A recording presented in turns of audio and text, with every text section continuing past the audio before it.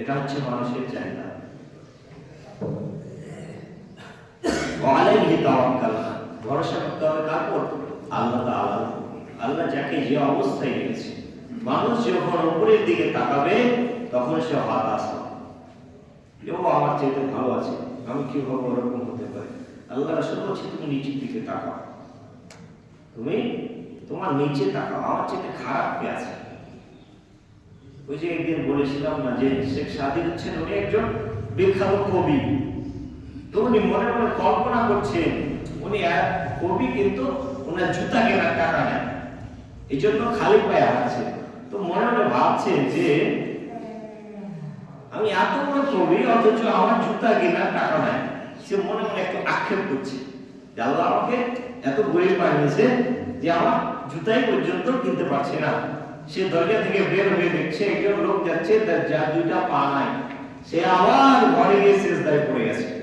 আল্লাহ আমি জুতার জন্য আফসোস করছি, ও তো পাই না, ওই কিসের আফসোস?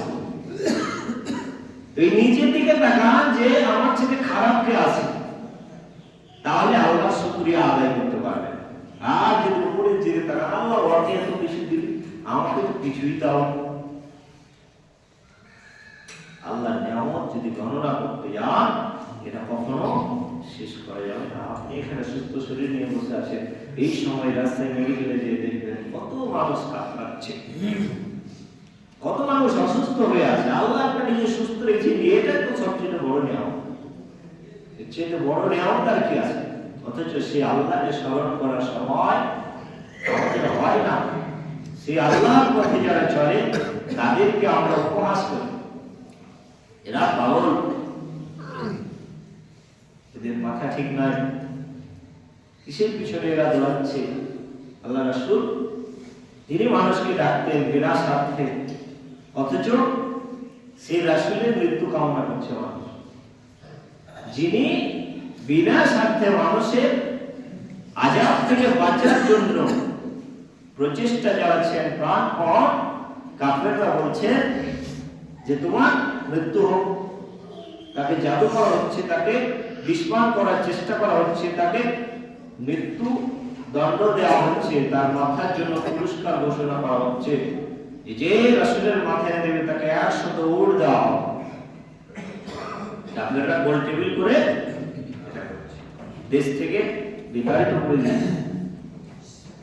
আল্লাহ রাসূল বলছেন, আল্লাহ তাআলা তার রাসূলকে বলছেন যে তাদেরকে বলে দেন তোমরা যাদের ওসিলায় বেঁচে আছো তাদেরই মৃত্যু কামনা করছো, যারা তোমাদেরকে বাঁচানোর জন্য সর্বোচ্চ প্রচেষ্টা চালাচ্ছে।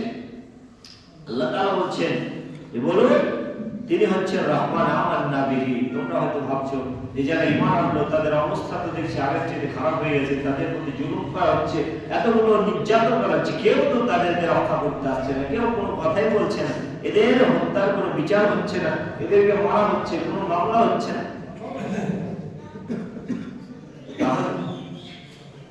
তারা তো বলছে যে আমরা যে রবের ইবাদত করছি তিনি হচ্ছেন রাজাধিরাজ, তিনি হচ্ছেন সবচেয়ে ক্ষমতাবান। কাফেররা ভাবছে যে আমাদের তাহলে আর তো কিছুই হবে না, আমাদের তো কিছুই হচ্ছে না এত কিছুর পরে। আল্লাহ তাআলা বলেন কুল আরাইতুম ইয়াসবাহু মাউকুম গাওরাম ওয়া মান ইয়াতিকুম বিমাইন মাইন।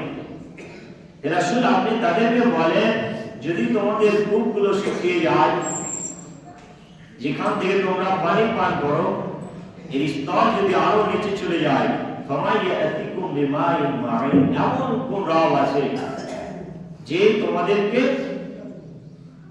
পান করার জন্য বিশুদ্ধ পানি এনে দিতে পারে।